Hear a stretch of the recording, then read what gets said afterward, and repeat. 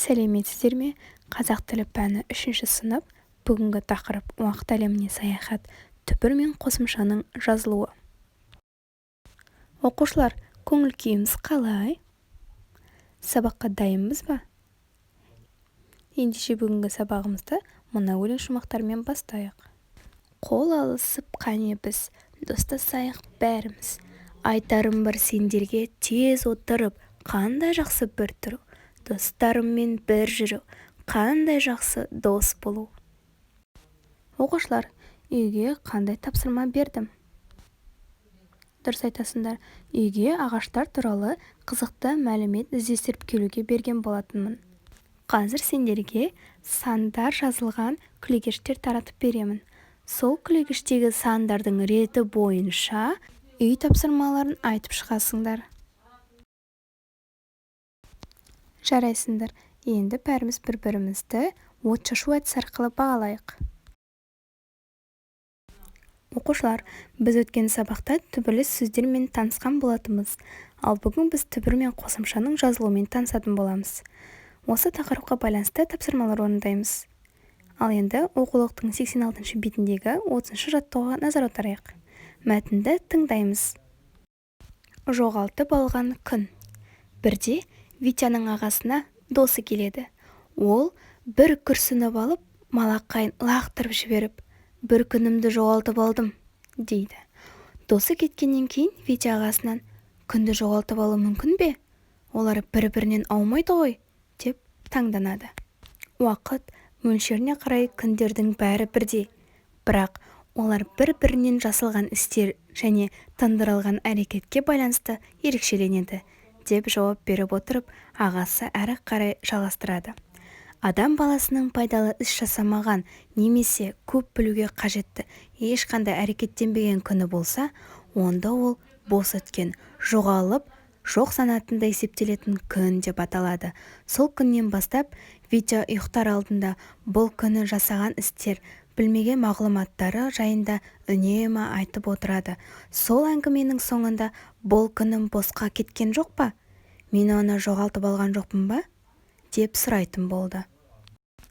Осы мәтін бойынша сұрақтарға жауап берейік. Мәтін неліктен жоғалтып алған күн деп аталған? Өз ойыңмен бөліс. Күнімді жоғалтып алдым дегені бір күн босқа кетті, яғни ешқандай пайдалы әрекет жасамаған. Егер бір күннің ішінде пайдалы жұмыс бітірмесең, онда бұл күніңді босқа өткіздің деп есептей бер. Нақыл сөзінің мәні неде? Күніңді өзіңе пайдалы іспен айналыспай, білім қумай жай өткізсең, саған тер пайдасы жоқ, яғни күнің бос өтті деген сөз. Сендер бір күндеріңнің жоғалтып алған кездерің болды ма? Айтып беріңдерші. Оқушылар, уақытты қалай тиімді пайдалануға болады? Уақытты тиімді пайдалану үшін бір күнде жасайтын істеріңді жоспарлап жазып қойып, сол жоспарға сүйене отырып әрекет ету. Оқушылар, оқулықтағы мәтіндегі қарамен жазылған сөздерге назар аударайықшы. Ағасынан, күндердің, баласының, әңгіменің, түбір сөздерге қосымшалардың жуан жіңішке болып жалғану себебі неде деп ойлайсыңдар? Себебі оқушылар, түбір сөздің соңғы буыны жуан болса, оған жалғанатын қосымшалар да жуан болады. Мысалы, адамдардың. Түбір сөздің соңғы буыны жіңішке болса, оған жалғанатын қосымшалар да жіңішке болады. Мысалы, суретшілер. Барлығымыз түсіндік пе? Ендеше осы ережені есімізде сақтаймыз. Оқушылар, қазір бейнебаян қосамын. Мұқият көріп тыңдаймыз. Уақыт ең арзан әрі ең қымбат дүние. Уақыт ол өмір. Ал уақыт бос өтсе, ол өмірдің бос кеткені. Өмір жастық шақта ұзақ, кәрілік жеткенде қысқа көрінеді. Уақытты жоғалту, мал дүниені жоғалтқаннан да қатерлі. Дүние қайтып келуі мүмкін, ал уақыт ешқашан қайтып оралмайды. Сен күндерден тұрасың. Күндердің өтуі бір бөлігіңнің кетуі. Уақытты жоспарлау үшін жұмсалған уақыт ысырап емес. Адамзатқа танымал тұлғаларда да тәулігіне 24 сағаты болған. 5 нәрсе келмес бұрын 5 нәрсенің қадірін біл. Кәрілік келмей тұрып жастығыңның, ауру келмей тұрып саулығыңның, кедейлік келмей тұрып байлығыңның, қарбалас болмай тұрып бос уақытыңның, өлім келмей тұрып өміріңнің. Әрбір минутпен адамның өткені көбейіп, келері азая береді. Сондықтан уақытыңды жүйеле.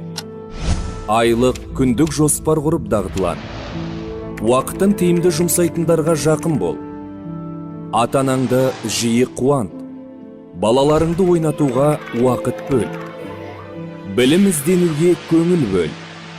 Мұқтажға садақа беріп тұр. Бос уақытыңды түрлі жақсы амалмен толтыра жүр. Ең жақсы адам ұзақ жасап, жақсы амалы көп болған адам. Оқушылар, бейнебаян не туралы?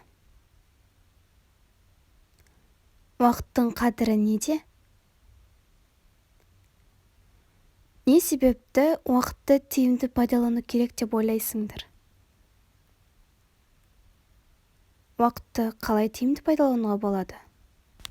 Яғни, сен уақытыңды қалай тиімді пайдаланар едің? Менің бос уақытым тақырыбына жоспар құрастырыңдар. Мысалы, мен өз бос уақытымда кітап оқимын, сурет саламын, далада достарыммен ойнаймын, және де тағы да басқаша. Келесі 31-ші жаттығуға көшейік. Көп нүктенің орнына тиісті сөздерді қойып, сөйлем құрап жазу керек. Жарайсыңдар оқушылар. Оқушылар, қазір біз бір ойын ойнаймыз. Ойынның аты сыныптағы заттар деп аталады. Қазір сендер сыныптың ішіндегі кез келген затты таңдайсыңдар. Мысалы, мен қаламмын. Бүгін мен өте көп жұмыс жасадым. Мен тапсырмалар орындап, соны жаздым, деген сияқты. Тамаша, жарайсыңдар. Балалар, мен сендерге сурет салынған қима қағазды таратып бердім. Сол қима қағаздағы сурет сағаттың суреті, бірақ ол толық емес. Сағатты сендер толықтырасыңдар. Егер сендерге бүгінгі сабақ ұнаса, сабақты толық түсінген болсаңдар, онда сағаттың тілін, сағаттың сандарын жазып толықтырасыңдар. Ал егер де сабаққа мүлдем қызықпаған болсаңдар, ұнамаған болса, сабақты түсінбеген болсаңдар, онда тек қана сағаттың тілдерін ғана саласыңдар. Ал егер де сабақты мүлдем түсінбеген болсаңдар, сағатты қызыл түске бояйсыңдар. Тамаша, жарайсыңдар. Рахмет. Үйге тапсырма 87-ші беттегі 31-ші жаттығуды орындап келу. Сабақ аяқталды. Сау болыңдар.